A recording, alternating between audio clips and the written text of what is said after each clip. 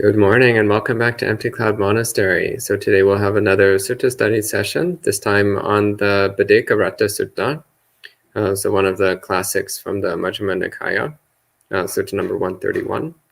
So we'll start by paying homage to the Buddha, then I'll go through the discourse in Pali, and then I'll take any questions at the end. Namo tassa bhagavato arahato samma sambuddhassa. Namo tassa bhagavato arahato samma sambuddhassa. Namo tassa bhagavato arahato samma sambuddhassa. Buddhang dhammang sanghang namassami.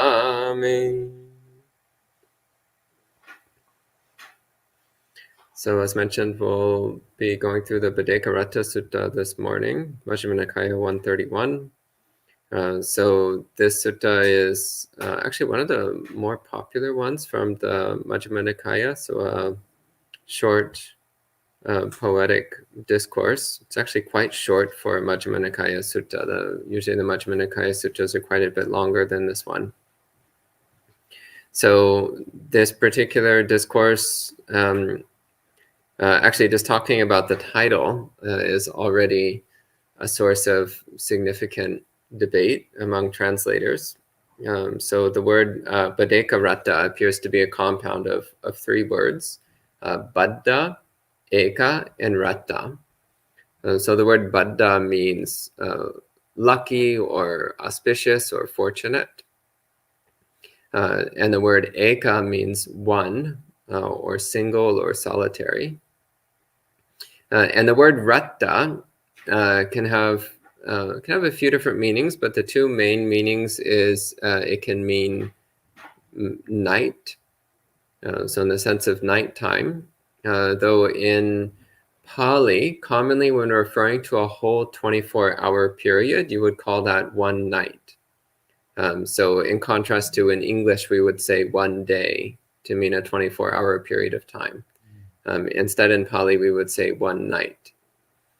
And sometimes you would say like ahoratta, which means both one day and one night. But normally if you would just say one night to mean a full 24-hour period. And the other meaning of the word ratta is it can mean attachment or desire. So related to the word raga, which normally means passion or desire. So ratta is a past participle form from the verb form of this word. Rajati being the verb form, ratta is the past participle form. So then putting this all together, we get quite a number of different possible translations for this title, each which can be justified by the contents of the sutta. So one translation of Bhaddekaratta, in one of the more common ones, is to translate it something like one auspicious night or one auspicious day, since as I mentioned before, the term night in Pali means a full 24-hour period of time. So the idea of how to spend one day in the most lucky, auspicious, fortunate way. Another translation is to take the word eka in the meaning of solitary or solitude. So there was one translator, I think Jnanavira, maybe, I don't remember, one of the jnanas said ideal solitude through this one. So taking eka as meaning solitude, ratta in the sense of liking or attaching to, preference for, and baddha as meaning the best or the greatest. So Bhaddekaratta then meaning liking the best kind of solitude, the best kind of being alone, the best kind of oneness.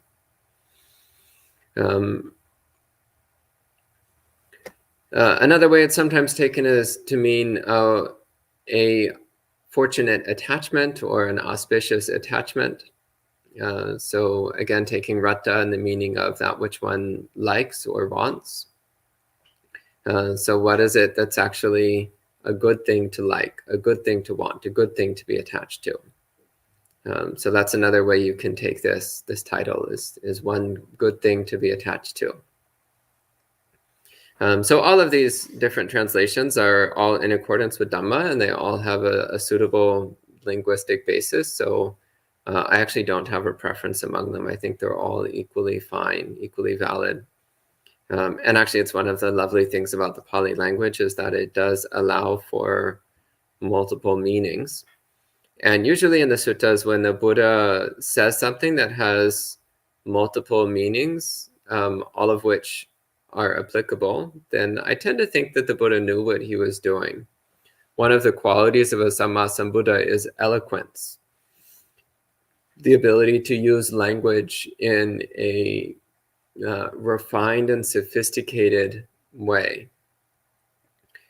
So I suspect when the Buddha uses terms with 2 or 3 different meanings, he does so with full awareness of those multiple shades of meaning and deliberately choosing accordingly. So I'll start going through the discourse now. So evang me sutang, so thus have I heard. Ekang samayang bhagava savatyang vaharati jetavane anatapindikasa arame. So on one occasion, the fortunate one, the Buddha, was living at Savatthi, at Jeta's Grove, in Anathapindika's monastery. So this is where the majority of the suttas are recorded as having been delivered.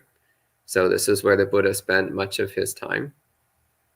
Tatrako bhagava bhikkhu amantesi bhikkhavoti paranteti te bhikkhu bhagavato pachasosong. So the Buddha addresses the monks, and the monks reply, Bhagava etaravocha, and the Buddha says to them, Bhaddekaratta Sutta bhikkhave udde sancha vibhangancha desa sami. Says, monks, I will teach you about the Bhaddekaratta. So both a summary and an analysis of a Bhaddekaratta. So one fortunate night, one fortunate attachment, or the preference for ideal solitude, or however you want to translate Bhaddekaratta. He says, Tangsunata sadhukang manasikarota bhasissamiti. He says, so pay attention carefully, and I will speak. Evang Bhante tiko te bhikkhu bhagavato pachasosung. So yes, Bhante, those monks replied to the Buddha, and the Buddha said this. Atitang nanvagameya. This is the beginning of his instructions. Atitang nanvagameya. So atitang is the past. And anvagameya means to chase after or to follow after. So from the prefix anu, which means according or following, and the verb root gam, which means to go. So anvagameya means to go along with or go after the past. So the Buddha is saying, atitang nanvagameya. So one should not chase after the past. One should not follow the past. The next he says, na patikanke anagatang. So patikanke means to expect or to be waiting for. So na patikanke anagatang. Anagata means the future. Literally, anagata means that which has not yet come. So not patikanke anagatang means not waiting for that which hasn't come, not waiting for the future, not expecting the future. And he says, Yadatitang pahinang tang. He says, so what is past is already gone. It's already been left behind. He says, apatancha anagatang. He says, and the future has not yet been reached. So here he's explaining why we shouldn't bother chasing after the past. We shouldn't chase after the past because it's already been left. It's already been left behind. There's no way to get back to the past. It's over. And similarly, there's no point in thinking about the future and expecting the future and waiting for the future because we're not there yet. So the future is a fantasy. The future is a daydream. The future is not real. So there's no point in waiting for something which may never happen, which we don't even know what may or may not happen. And next he says, Pachupannancha yodhammang tatta tatta vipassati. So pachupanna means the present moment, present time. So Pachupannancha yodhammang means that which is in the present moment. Tatta tatta vipassati. So tatta means there, and vipassati means to see clearly. So vipassati is the active present tense of the verb, which we are more familiar with in the form vipassana.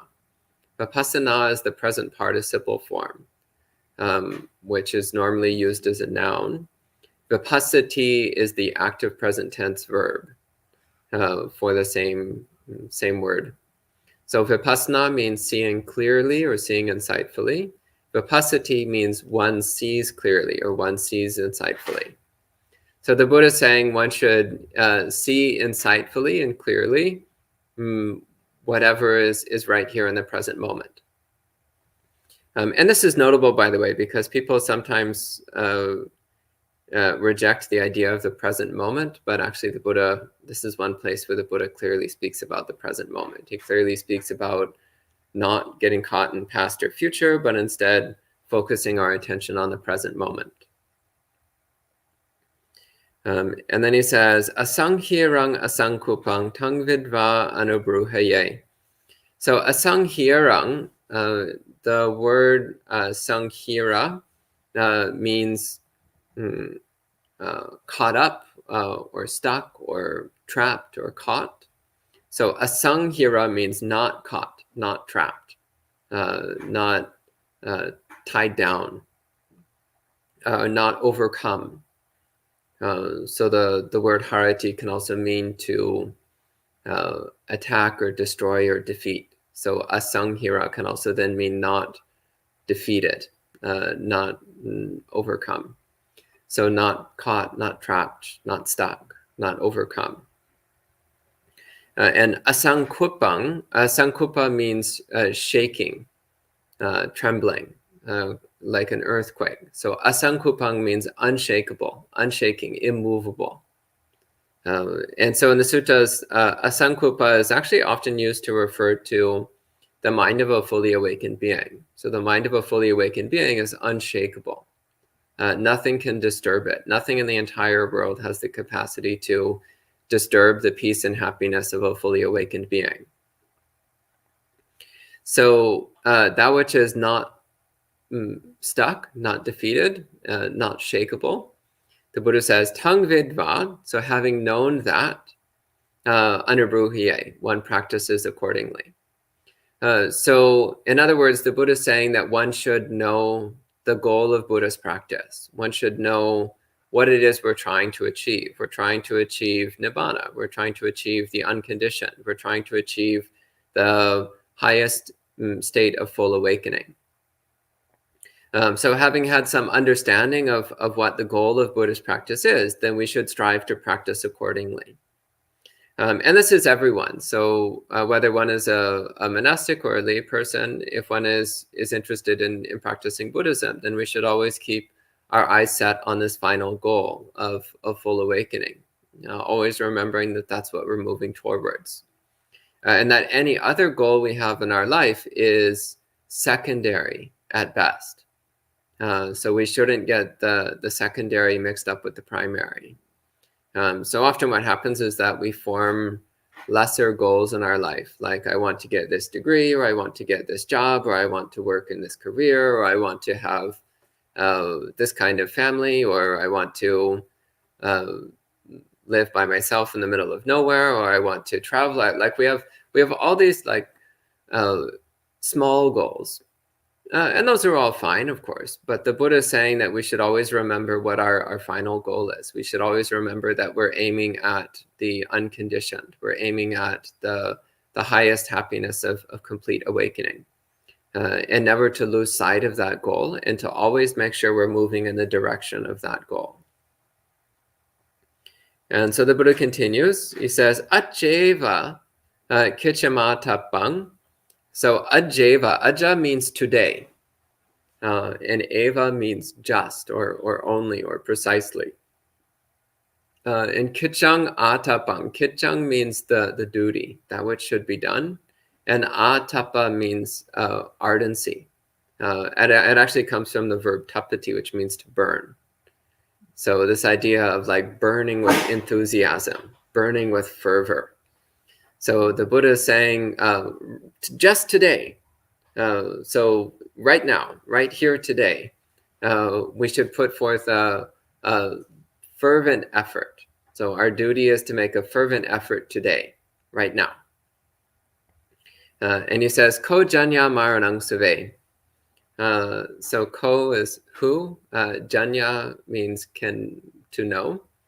Maranang is death, dying, and suve means tomorrow. So ko janya maranang suve means like, who knows, you might die tomorrow.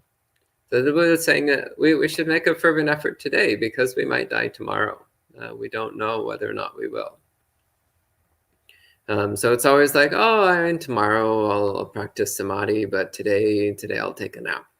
It's like, well, there might not be a tomorrow for you. You might be dead and gone and reborn as a cat or something. And then you can sleep all you want, but chances of awakening are very low. Then he says, this next line, he says, Nahi no sangarang tena mahasenena machuna. So this is saying it's not possible to reach a deal with the armies of death. So sangara means a deal or an agreement, an accord. So it's not possible to make a deal with the great armies of death. So we have this image in Western mythology of the Grim Reaper.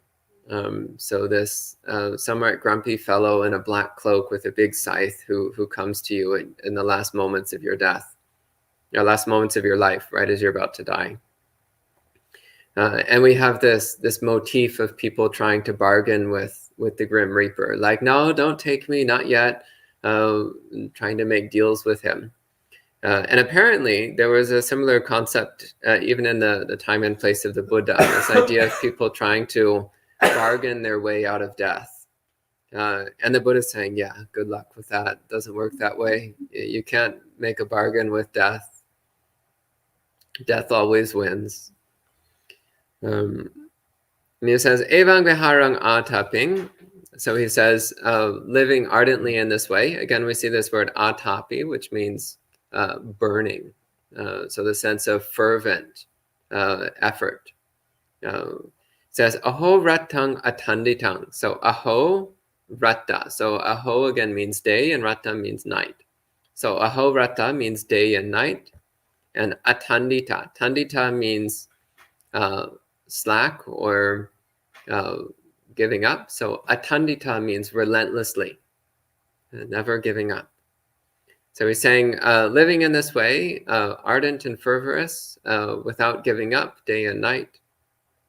He says, Tangve Bhaddekaratta Tit, Santo Achikate Muni. So he says, that is called a Bhaddekaratta. This is what is said by the peaceful sage. Again, here he's talking about living ardently day and night, which is part of why many translators take ratta in Bhaddekaratta as meaning night. So this is one place where that fits in. This also, by the way, is a case of a sutta where the title of the sutta actually comes directly from the actual topic of the sutta. So the term Bhaddekaratta is in the sutta itself, which is why it's called the Bhaddekaratta Sutta. So then the Buddha gives a brief explanation of a few of the things he says in this discourse. So he says, Katancha bhikkhave atitang anvagameti. He says, and what does it mean to chase after the past or follow the past? And he gives some examples. He says, Evam rupo ahosing atitamadhanang. He says, so one thinks, I had this kind of body in the past. And he says, tatananding samanvaneti. So one pursues delight in this way. So you're trying to make yourself happy by thinking about what kind of body you used to have. So often this comes up as people start to lose their youth and health or their beauty. Then they start thinking back of like, oh, when I was younger, my body was so strong and attractive and healthy, but now it's getting a bit less so, less attractive, less healthy, less youthful. So ruminating about what our body used to be in the past and building delight out of that story of what our body used to be like. And he makes a similar statement for all 5 of the khandhas. So evang vedana, so thinking about like, oh, I used to have those kinds of feelings in the past. Those kinds of pleasant experiences or unpleasant experiences or neutral experiences. Evang sanyo, I used to have those kinds of perceptions and memories in the past. Evang sankharo, I used to have that kind of mental activity. So actually where this often comes up is as one's mental faculties start declining. You can have this memory of what it was like to think clearly, or this memory of what it was like to have complex or advanced intellectual ideas or ability to analyze things, and now maybe that's not accessible to you anymore. So thinking back to what your mind used to be like. And evang vijnano, such a consciousness in the past. Again, thinking like, well, my mind used to be clear. It used to be precisely knowing. It used to have this lucidity of awareness. So again, these are examples of how we might reflect back on our memories of what we think we used to be like in the past, and then seeking delight in the past, always ruminating about our past memories. And of course, I'm putting this in the positive sense, but it can also be negative. So reflecting on bad memories, actually constantly thinking back over unpleasant memories. That would also fit in this category of chasing after the past. Because that's actually another form of delight, because it's connected with self-identity. We tend to identify very strongly with the characters in our memories. We think like, oh, I had that thing happen when I was 10 years old and it was awful. I hated it. But actually, it's just a story in our mind. The only reason why we take these stories so seriously is because they're connected with our self-identity. So chasing after these past memories is just another way of reinforcing our self-identity and therefore reinforcing our suffering. And of course, it's a gigantic waste of time when you're trying to meditate. There's 2 main ways we waste time when we're trying to meditate. One is by thinking about the past, and the other is thinking about the future. So the Buddha is targeting these 2 activities in particular in the sutta. And so similarly, then he says, Katanti bhikkhave atitang non-vagameti. How does one not follow after the past? And it's by not thinking in this way, not thinking, oh, I used to have that kind of body and that kind of feeling and that kind of perception and so on.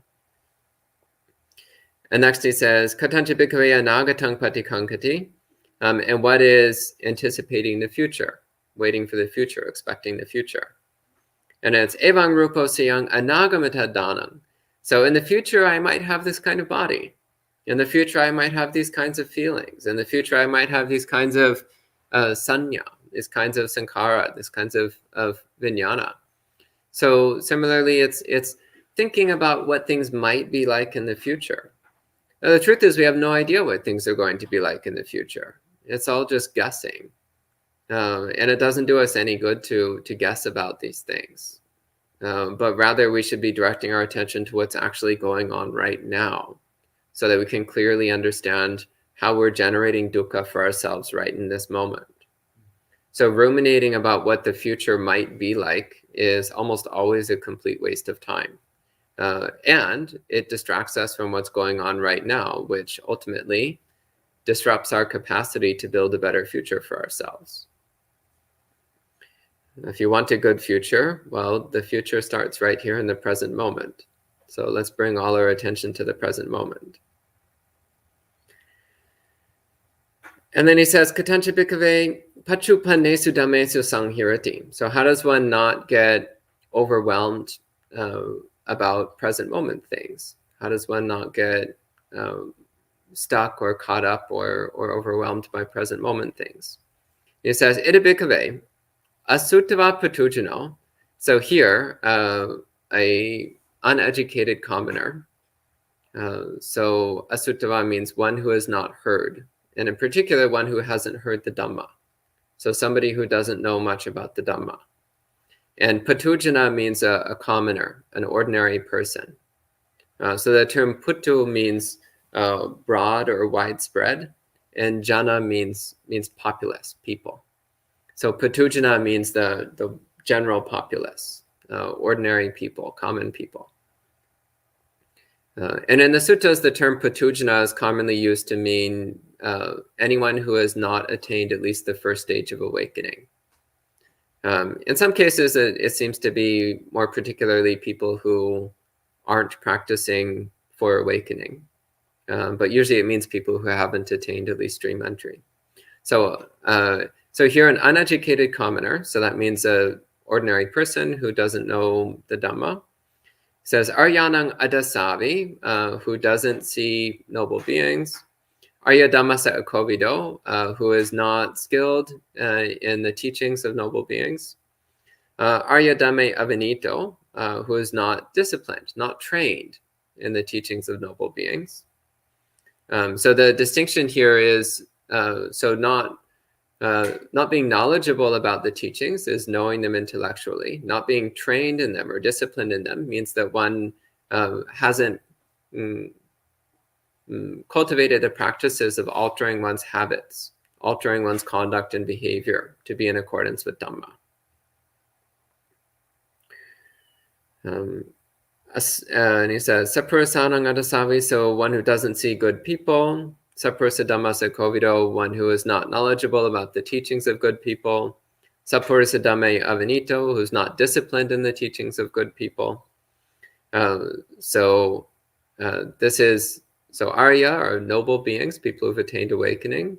Sapurisas are good people. So Sapurisa is a bit more general of a term. So Sapurisa might not even necessarily be a Buddhist. It might just be someone who has a very high standard of morality and compassion and wisdom.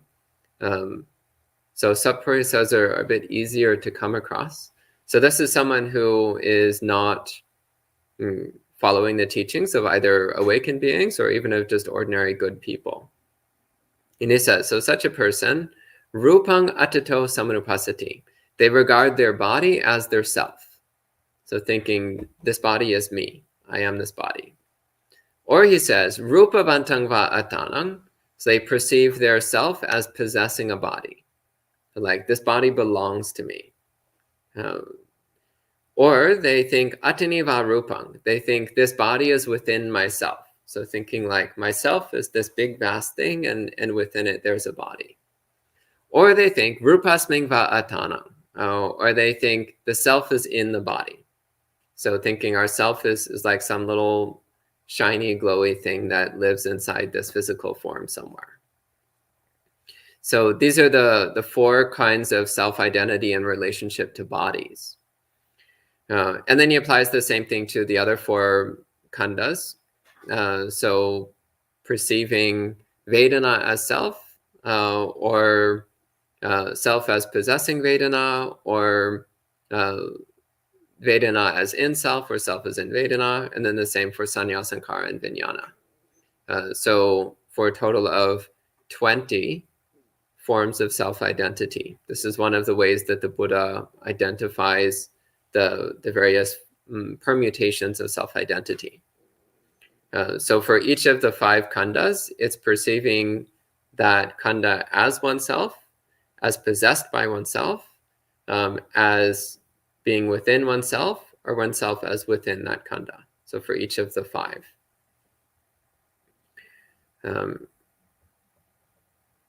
So it can actually be very interesting in exploring one's own delusions to go through these 20 and to see which one of these, which ones of these seem to resonate particularly strongly. So where do we place our self-identity most strongly?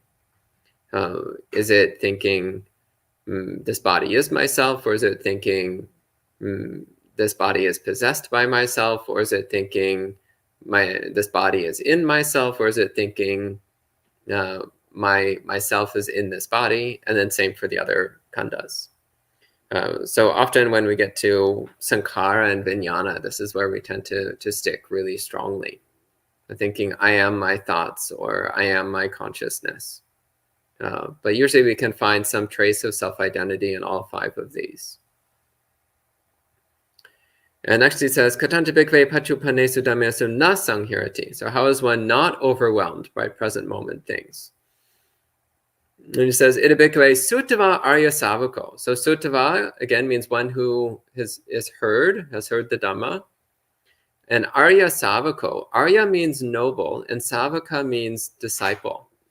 And so arya savaka can mean disciple of the noble ones. So arya savaka is often translated as noble disciple, but actually the way this term is used in the suttas, I think it's more accurate to translate it disciple of the noble ones. Because it's talking about somebody who is following the instructions of noble beings. So it seems more correct to interpret the compound in that way, disciple of the noble ones. So a educated disciple of the noble ones, again, educated here means educated in Dhamma. It doesn't mean that you have a doctorate in Western philosophy or something. It means that you know the suttas, you know the Dhamma. Who sees noble beings, who's a master of the teachings of noble beings, who is trained in the teachings of noble beings and good people, does not regard the body as self, does not regard the self as possessing a body, does not regard the body as in self, does not regard self as in the body, and so on for the rest of the other 4 khandas. So he's saying this is how one is not overwhelmed by present moment things, is through knowing the Dhamma, we recognize that what's arising in the present moment is not ourself, not me, not mine, not our true self. And then the Buddha repeats again the Bhaddekaratta verses. So atitang nan vagameya, etc. So one does not follow after the past. And then he concludes by saying, he says, so I told you I was going to teach the summary and analysis of the Bhaddekaratta, and this is what I've done. And it says the monks delighted in the Buddha's statement. So that's the end of this discourse. So again, one of the beautiful classics. And at this time, we can respect the sutta with 3 sadhus, and then I'll take any questions that you might have. Sadhu, sadhu, sadhu.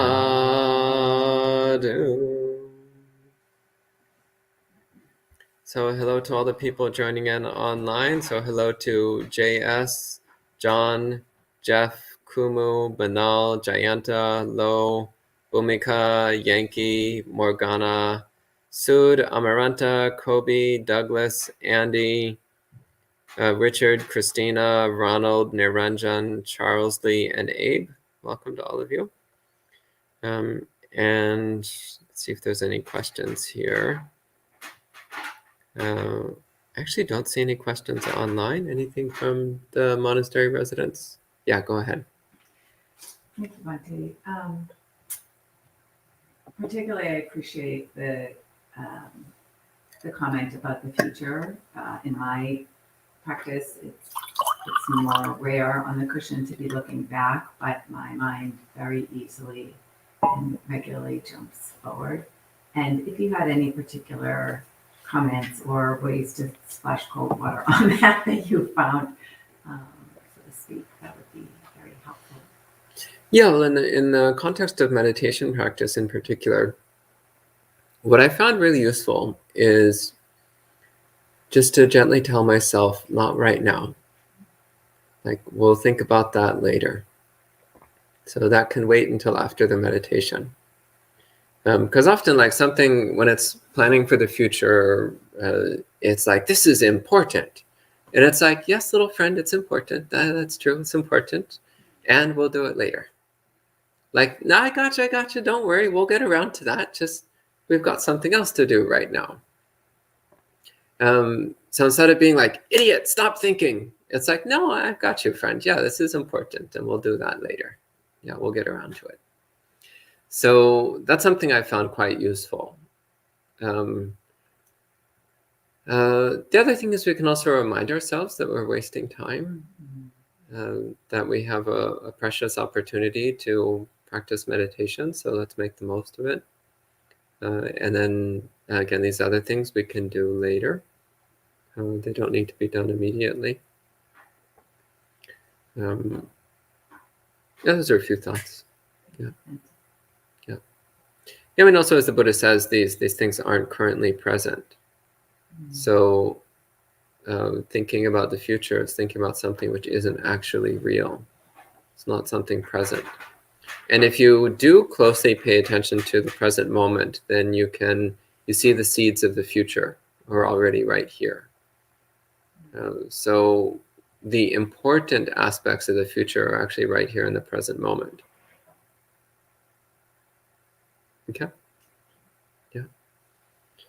And Sud says, does Buddha think planning for the future is not wise? How does this work with planning for the future? So there's actually nothing wrong with planning for the future, but rather it's doing it in a controlled and precise way. So, for example, when you sit down and decide to do, say, 30 minutes of meditation practice, for those 30 minutes, that is not the time for planning the future. That's the time for doing your meditation practice. So then when it's time to plan for the future, then you plan for the future. But most of the time, it's not the time for planning for the future. So the problem is that we get in the habit of just constantly thinking about things when it isn't necessary. So our mind is just constantly rolling around like, oh, and then I'm going to do this, then I'm going to do that. No, I won't do this. Maybe I'll do that differently. Well, or I could do this other thing. It's like, well, realistically, we don't actually need to spend so much time thinking about these things. So there's nothing wrong with planning, but it should be done in a controlled and limited way so that we can keep our mind quiet most of the time. One of the big secrets to samadhi is keeping your mind quiet for most of the day. So not engaging in active thinking unless it's necessary, and most of the time it isn't necessary. So, and as for planning for the future, another important thing is remembering that the actual unfolding of the future includes many, many conditions which we don't know. So any plan we make needs to be flexible because the actual conditions we're going to encounter in the future may be quite different from what we're expecting. So if our plan is rigid, then there's a very good chance that it will be stale, it will be out of date, it will be inapplicable by the time the actual situation comes around. So planning for the future is fine, but we need to remember that the future is unpredictable, and therefore our plans need to be flexible. They need to be able to adapt to whatever actual circumstances come up. And not to be too attached to any one particular view of the future, because again, we really don't know exactly what's going to happen. So what we need to do is to cultivate the ability to respond appropriately to whatever situation we encounter. And Amaranta says, how can we try to soften our self-identity about your profession every day by telling this is not me, I've been doing it? Yeah, I mean, the profession you're doing is just something you're doing. It doesn't define who you are. It's just an activity that you're doing. So yeah, you can tell yourself this is not me. This is not who I am. It's just something that I'm doing for at the moment. But it doesn't define you. It doesn't limit you. It's just something that you're currently choosing to participate in. And you might decide to do something completely different tomorrow. Who knows? We'll see. And also, like, whatever your profession is, you aren't actually doing that 100% of the time. Like right now I'm sitting down, but that doesn't mean I'm sitting down 100% of the time.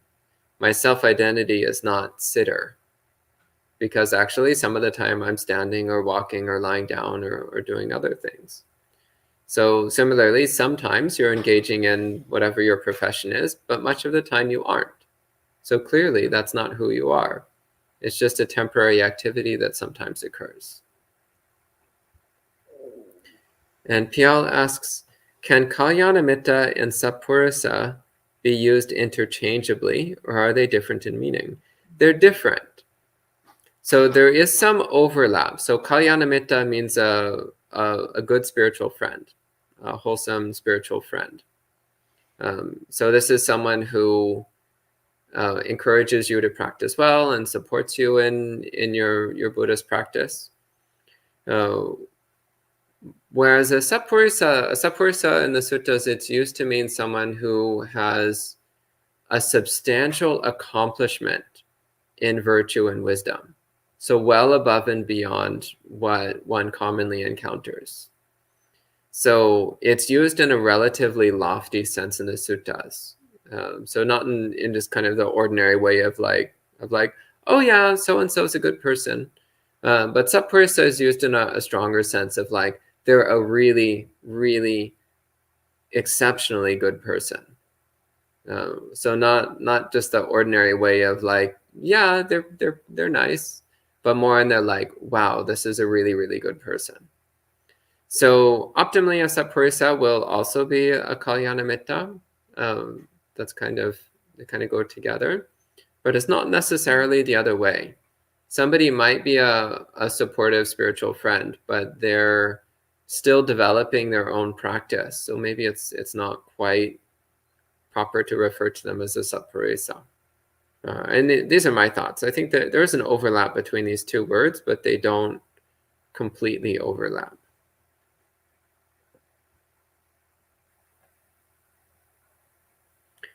And so it says, I can see how this type of thinking takes away stress and takes power away from stressful thoughts. But how does one motivate oneself to do good deeds if one does not think about oneself in the present moment? So, well, optimally, the Buddha says, optimally we do good deeds because they beautify the mind. So actually doing a good thing, you can see the benefits of it right in the present moment. You can see the peaceful, joyful state of mind that accompanies acts of goodness right at the time that you're doing them. And as I mentioned before, it's fine to plan for the future, like thinking like, oh, tomorrow I'm going to go and volunteer at the homeless shelter, or next week I'm running a blood drive or whatever. Like it's all perfectly fine to make these sorts of plans. So again, you think about it to the extent necessary in order to make the plans, and then you stop. The point is not to have your mind constantly running, and also not to get fixated on concepts of something which we don't know for sure, namely the future. That's the last question from online. Anything else from here? Yeah, go ahead. To what extent would you see the practice of this sutta affecting recollection of the past in dreams? So with dreams, well, the Buddha actually doesn't talk about dreams that much. And he doesn't really seem to place much importance on dreams. So, and the instruction I've almost always received from Buddhist teachers is not to pay any attention to dreams. The Buddha himself said that most dreams is just noise, just the mind making noise. Sometimes there's important things in dreams, like past life memories or messages from devas or things like that. But most of the time it's just noise. It's just the mind telling stories to itself while it's sleeping. Arising and passing away. Yeah. So the instruction I've usually been given is not to get involved in taking dreams seriously. When you wake up, let them fade. There's nothing there that's worth ruminating on. Okay. Yeah. And there's another question here. Richard says, what conditions can help to maintain an urgency in the practice to avoid attaching to fetters of the past and future? Recollection of death. Yeah. When you think about the inevitability and unpredictability of death, then that tends to underline the importance of the present moment. Like, why am I wasting my time thinking about the past when I might die at any time? Why am I wasting my time planning a future that I may never experience because I might die before I get to it? So recollection of death tends to cut through this obsession with past and future. Yeah. And Abe says, in Goju Nikaya 5.196 is the only reference to dreams in the EBTs that I know of. There's a couple others. But there's not many. It's true, there's not many. And that's the last sutta, last question about the sutta. So I think at this time we can go ahead and end the session with 3 sadhus. Sadhu, sadhu, sadhu. And we'll see you next time.